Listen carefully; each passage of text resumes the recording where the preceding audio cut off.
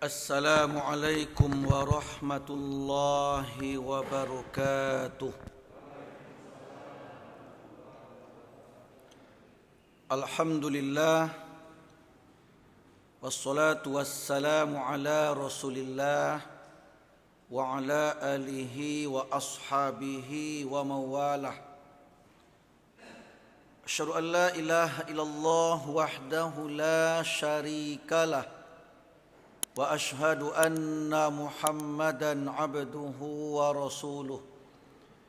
Allahumma salli wa sallim ala Muhammadin wa ala alihi wa ashabihi ajmain, amma ba'd. Kaum muslimin wal muslimat, para pecinta ilmu syar'i, jamaah Masjid Al-Ikhwan, semoga dirahmati Allah tabaraka wa ta'ala. Pada subuh hari ini kajian kita menyambung kajian yang disampaikan pada bulan yang lalu, yaitu tafsir surat Al-Kahfi ayat 6 sampai ayat 8. Allah berfirman, A'udzu billahi minasy syaithanir rajim.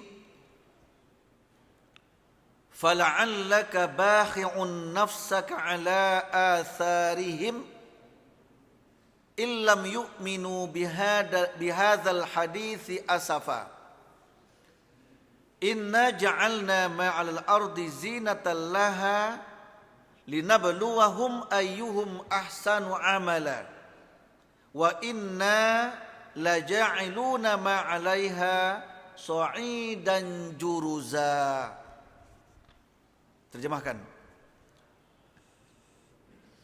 Maka barangkali engkau Muhammad akan mencelakakan dirimu karena bersedih hati setelah mereka berpaling, sekiranya mereka tidak beriman kepada keterangan ini, Al-Quran.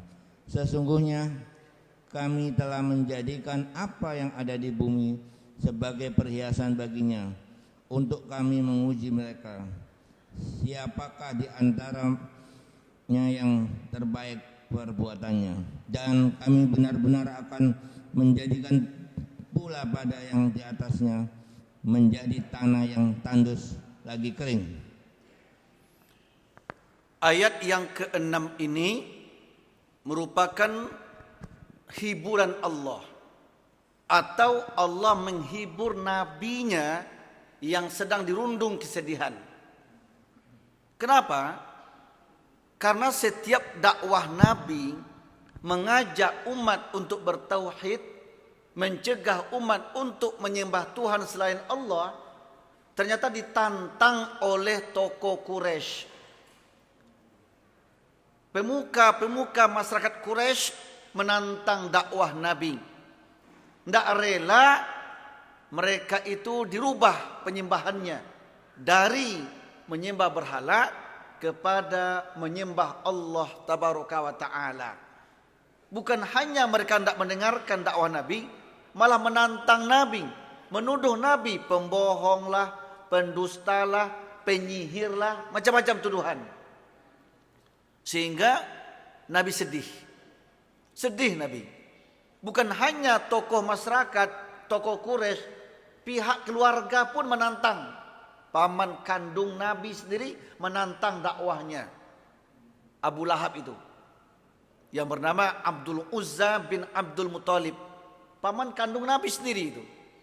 Jadi dakwah Nabi yang bagus, yang baik itu, agar umat tidak menyembah berhala lagi, agar umat menyembah hanya Allah saja, ditantang. Sehingga Nabi sebagai manusiawi sedih, dirundung kesedihan Nabi. Makanya untuk menghibur Nabi yang sedang sedih ini, inilah ayat Quran ini. Apa kata Allah? Fala'allaka baqi'un nafsaka ala atharihim illam yu'minu bihadzal hadithi asafa. Ya. Maka barangkali engkau Muhammad hampir saja mencelakan dirimu. Artinya hampir saja kamu kecewa berlebihan, sedih berlebihan. Karena cintanya Nabi sama umatnya. Allah mengatakan, hai Muhammad, jangan engkau terlalu bersedih. Bukankah tugasmu hanya menyampaikan dakwah? Wa ma 'alaikal balagh, tugasmu hanya menyampaikan dakwah. Diterima umatmu, alhamdulillah. Enggak diterima, serahkan ke aku. Bukankah kewajibanmu hanya berusaha, berikhtiar, namun keputusannya aku menentukan? Nah, disinilah fungsinya Allah untuk menenangkan Nabi yang sedang duka cita, agar Nabi tidak bersedih lagi. Ya, masalah dakwah kewajiban Nabi, masalah berhasil dakwah urusan Allah. Makanya bukan hanya Nabi Allah peringatkan, para ulama pun sebagai pewaris Nabi pun begitu. Di ulama itu cukup menyampaikan dakwah semampu dia, ya selesai. Sampaikan dakwah, ajarkan orang yang enggak tahu menjadi tahu. Mau diikuti mau enggak urusan mereka sama Allah. Nah itu. Jadi hampir saja engkau frustasi hai Muhammad. Tapi jangan begitulah. Jangan begitu. Tugasmu hanya menyampaikan dakwah. Ikhtiar kewajibanmu. Adapun hasil serahkan ke Allah. Fa idza azamta fatawakkal 'ala Allah. Kalau selesai kau berusaha, berikhtiar, maka hasilnya serahkan ke Allah. Tawakal ke Allah. Ini ayat yang ke-6. Terus yang ke-7. Inna ja'alna 'ala ardi zinatan laha linabluwahum ayyuhum ahsanu amala.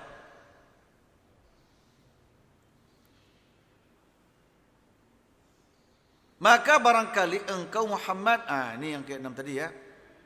Yang ke-7, sesungguhnya kami telah menjadikan apa yang ada di bumi sebagai perhiasan bagimu.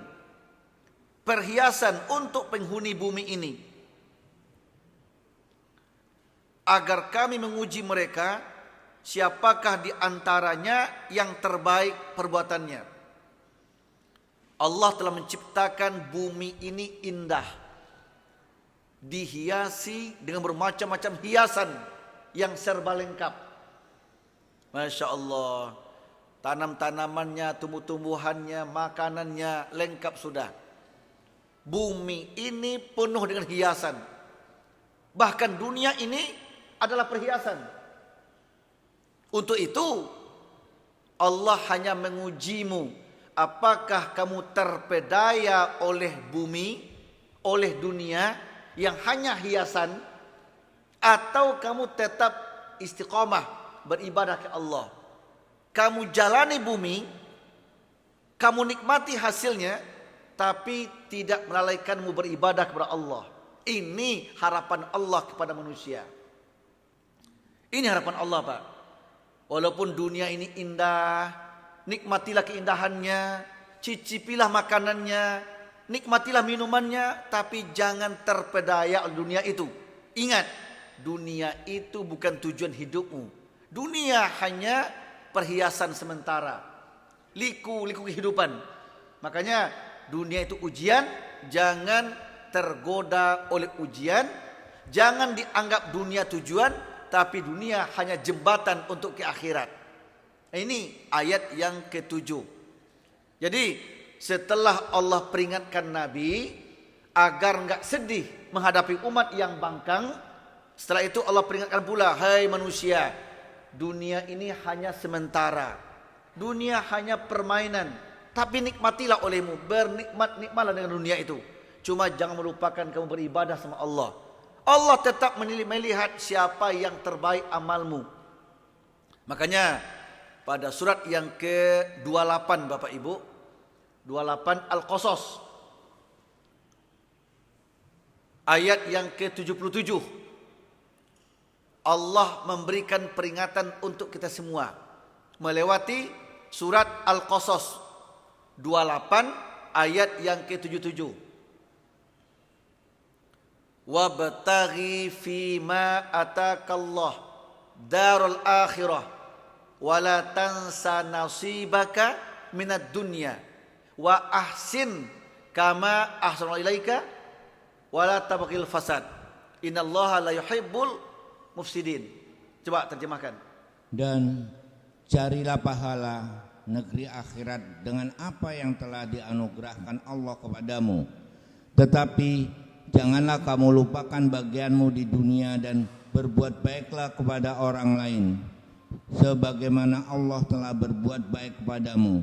Dan janganlah kamu berbuat kerusakan di bumi. Sungguh Allah tidak menyukai orang yang berbuat kerusakan. Melewati ayat ini Allah memberikan 4 peringatan kepada hambanya.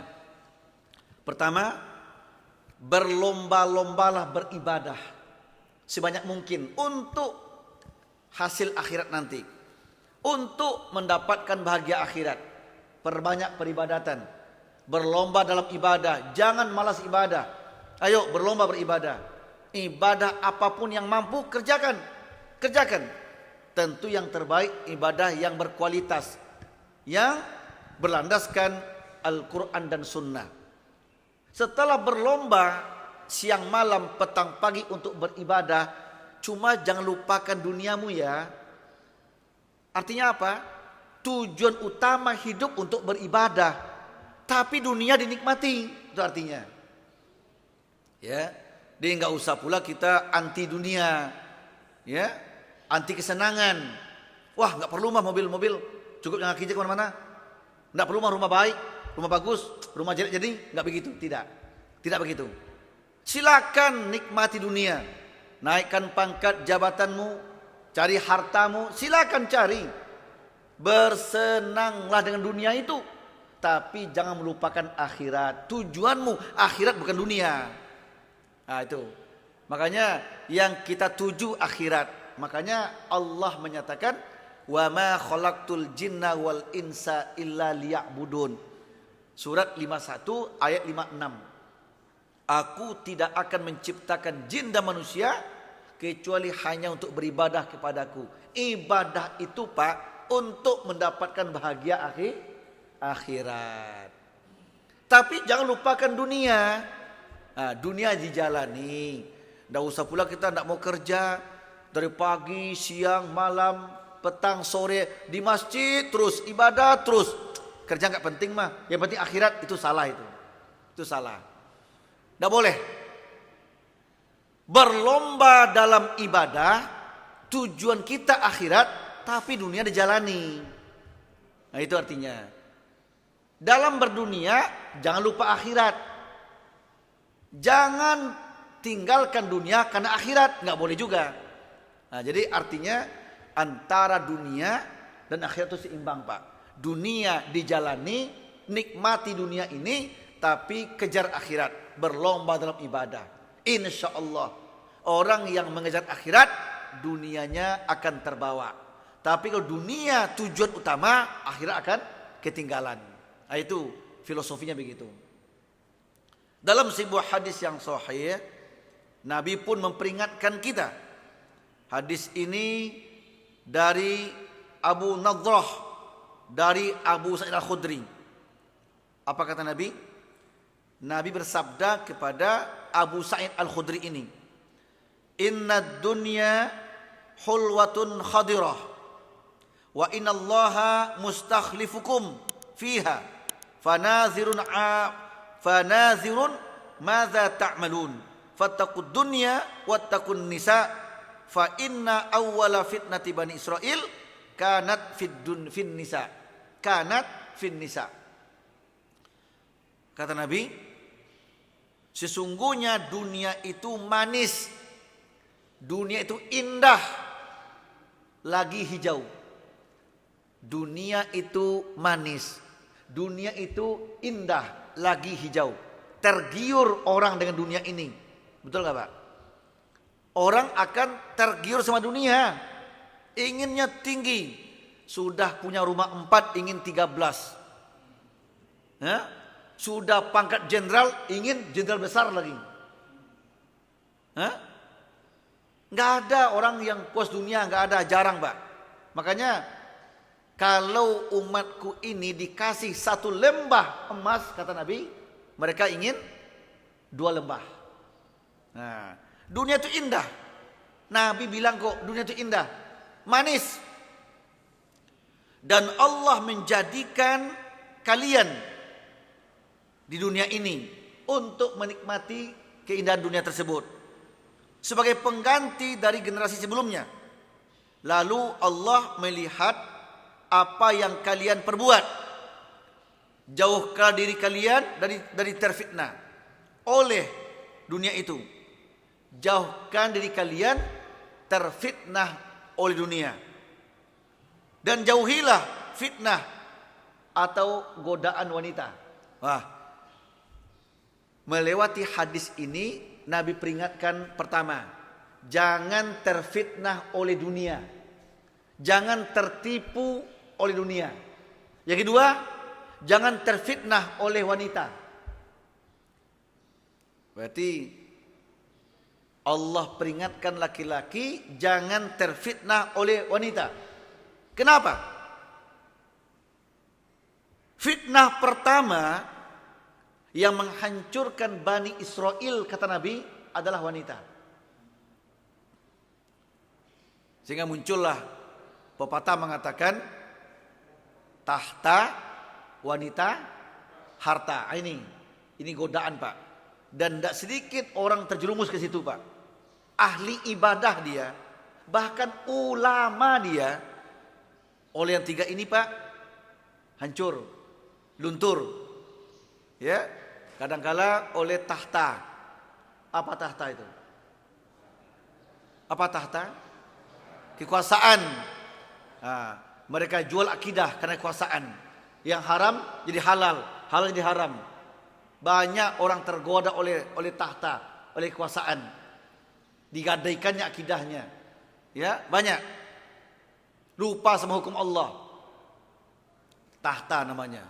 Kedua, harta. Oleh harta juga dikasih uang, disogok, diiming-iming, lupa dengan Allah. Yang ketiga, wanita.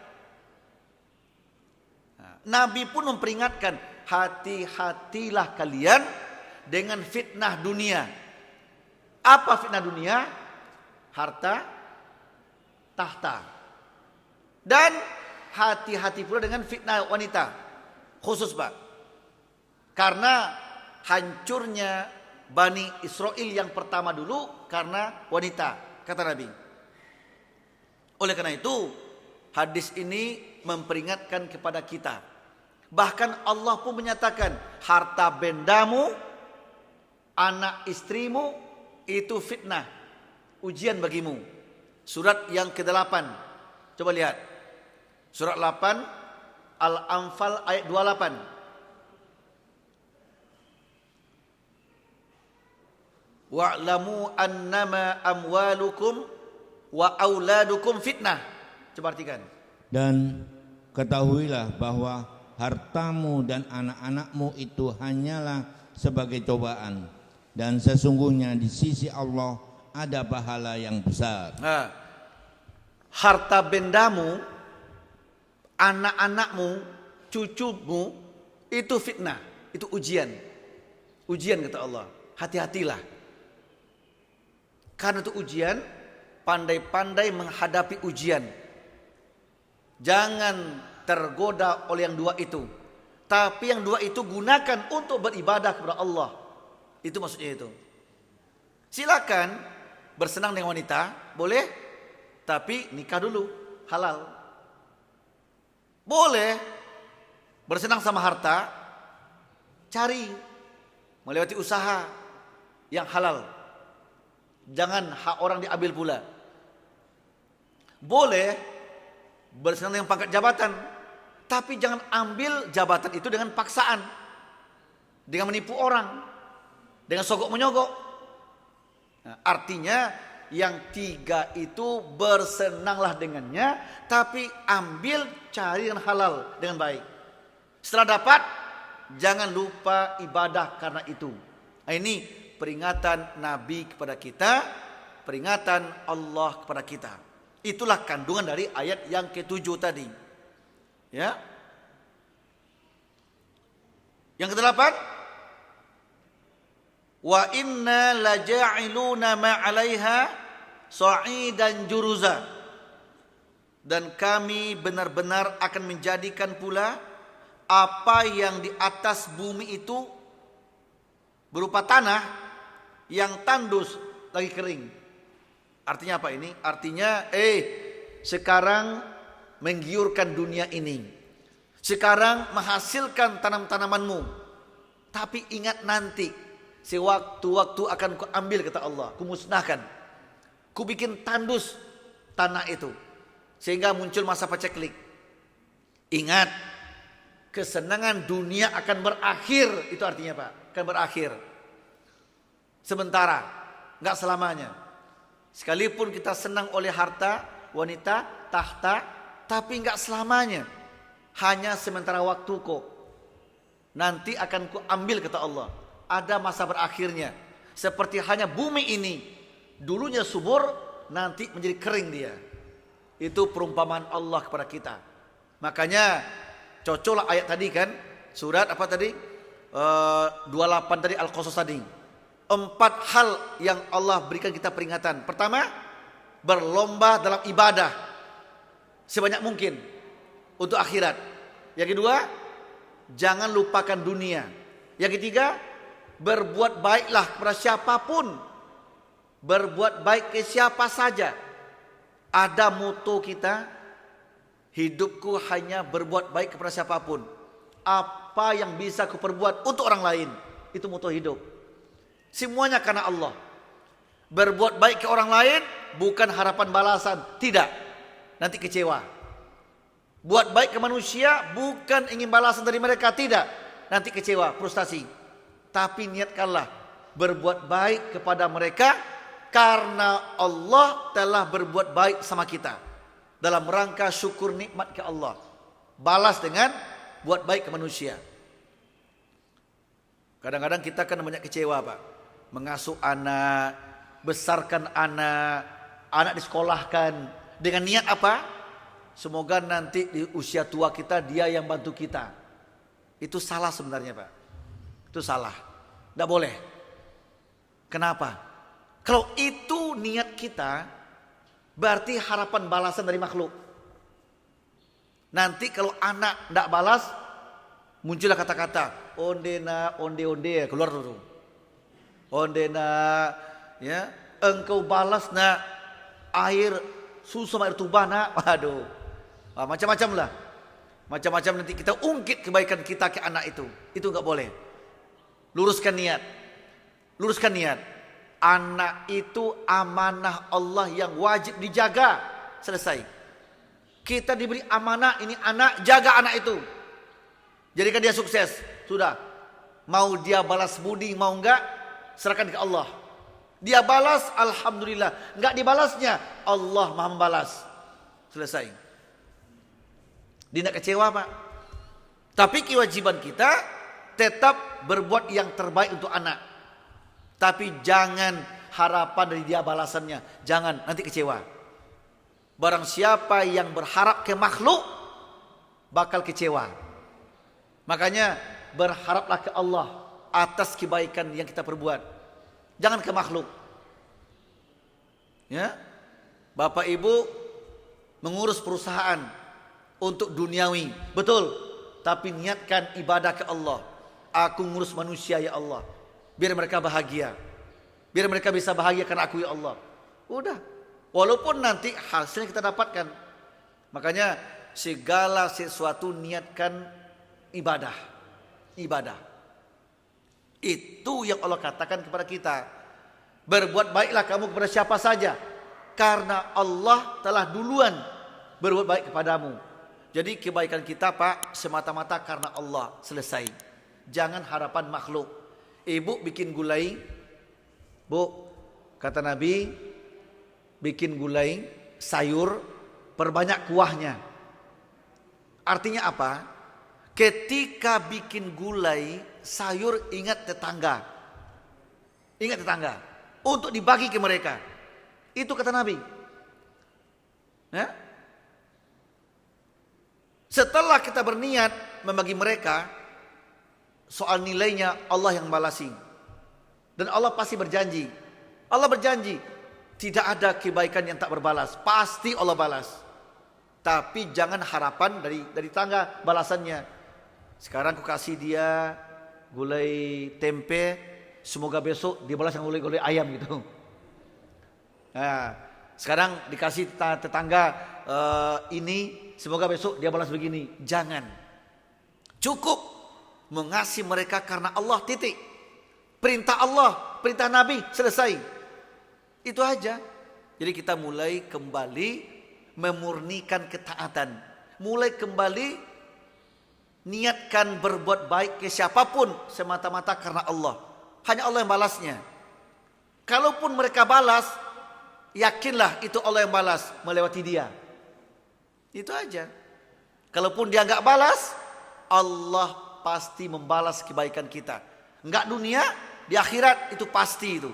Pasti, Pak. Allah mengatakan 4 cara Allah balas kebaikan kita. Kebaikan ibadahkah? Kebaikan kemanusiakah? 4 cara Allah balasnya. Pertama di dunia, Allah balas. Enggak tahun ini, tahun depan. Sudah lupa kita sama kebaikan kita, baru Allah balas. Boleh jadi. Selama hidup pasti Allah balas. Kalaupun enggak dibalas, yakinlah dibalas setelah meninggal. Di alam kubur diberikan kenikmatan. Yang ketiga, surga telah menunggu dengan bermacam fasilitasnya. Enggak seberapa dunia mah balasannya dibanding akhirat surga Allah tabaraka wa taala. Pasti Allah siapkan surga seluas langit dan bumi untuk mereka yang berbuat baik tadi. Tidak cukup itu, Allah belum puas rasanya sebelum diberikan yang keempat balasannya. Apa? Allah izinkan kita melihat wajah Allah tabaraka wa ta'ala. Inilah kenikmatan yang tiada taranya, melihat wajah Allah. Surat 10 ayat 26 itu.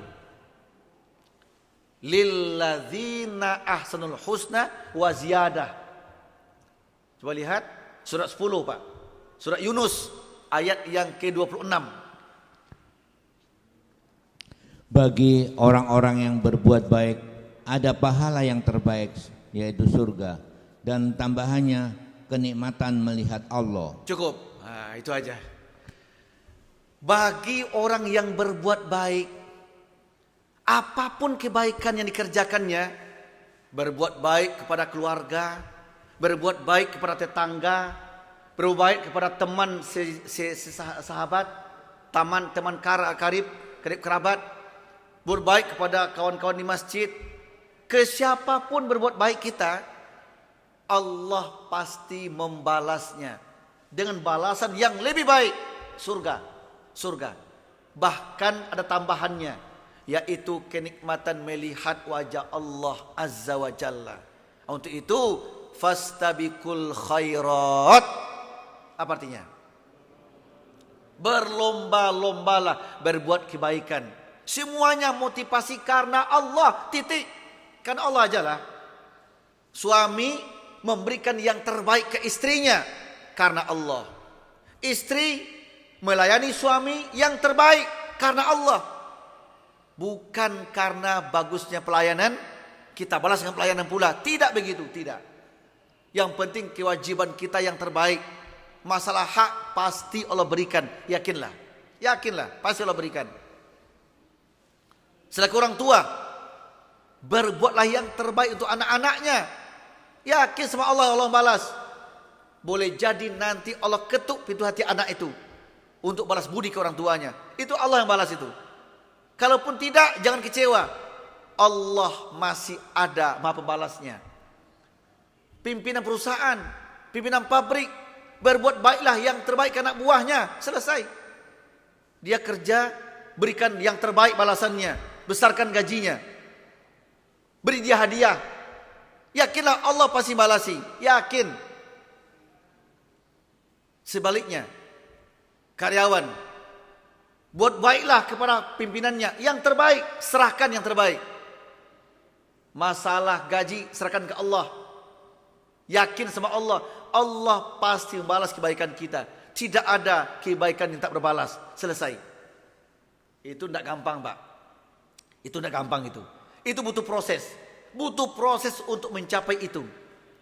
Orang yang benar-benar ikhlaslah yang mampu mengamalkannya. Makanya tugas kita adalah berbuat apapun kebaikan karena Allah. Fastabiqul khairat karena Allah. Dan Allah pasti balasinya. Bisa di dunia, di alam kubur, di akhirat benar-benar surga, dan terakhir melihat wajah Allah tabaraka wa ta'ala. Untuk itu, mari kita istiqomah dalam kebaikan dimanapun kita berada, kapanpun waktunya. Apalagi Pak, di masa pandemi, di masa sulit ini, banyak orang butuh bantuan Pak. Betul nggak? Betul nggak Pak? Di saat pandemi Pak, nggak sedikit orang butuh bantuan Pak. Nggak sedikit Pak, butuh kerjaan banyak. Pengangguran bertambah terus. Kemiskinan banyak kemajuannya. Kemiskinan banyak kemajuan. Orang terlantar semakin banyak. Banyak sekarang Pak. Mereka semua butuh bantuan. Butuh bantuan semuanya itu. Nah, tentu kita yang merasa cukup, merasa lebih, merasa enggak tergoncang oleh corona, ayo berikanlah orang bantuan yang butuh bantuan tadi. Yakin Allah pasti balas. Justru berinfak bersedekah yang tertinggi di masa sulit Pak. Betul nggak? Hah? Di masa uang kurang Pak, kita masih berinfak, itu hebat itu. Di masa harta melimpah ruah kita bersedekah, itu biasa, itu wajar. Wajar itu Pak. Di masa uang banyak bersedekah kita, itu wajar. Tapi di masa uang kurang, di masa uang sedikit tapi masih bersedekah, itu luar biasa di mata Allah. Luar biasa. Makanya jangan hentikan sedekah karena corona. Jangan tidak berinfak karena kurang harta. Tapi berinfaklah sesuai kemampuan. Walaupun hanya senyum. Nggak ada uang untuk diinfakkan Pak. Minimal dengan senyum. Senyum. Kebaikan tebarkan ke orang lain. Berinfak dengan tenaga. Intinya berlomba dalam kebaikan berupa apa saja, semuanya kita kerjakan karena Allah tabaraka wa ta'ala. Dengan demikian Allah akan membalas kebaikan kita, memberikan kebahagiaan dunia sampai akhirat. Itulah kandungan dari ayat yang ke-8, yang ke-6 sampai ayat yang ke-8 tadi. Alhamdulillah. Ya, cukup demikian. Saya doakan semoga semua kita selalu sehat walafiat, terjauh dari bermacam virus, khususnya corona ini. Semoga kita istiqomah dalam mengkaji agama Allah ini, istiqomah memakmurkan rumah Allah ini, sehingga kita berhak mendapatkan bahagia dunia sampai akhirat. Amin ya rabbal alamin. Subhanaka Allahumma wa bihamdika asyhadu an la ilaha illa anta astaghfiruka wa atubu ilaik. Assalamualaikum warahmatullahi wabarakatuh. Waalaikumsalam warahmatullahi wabarakatuh.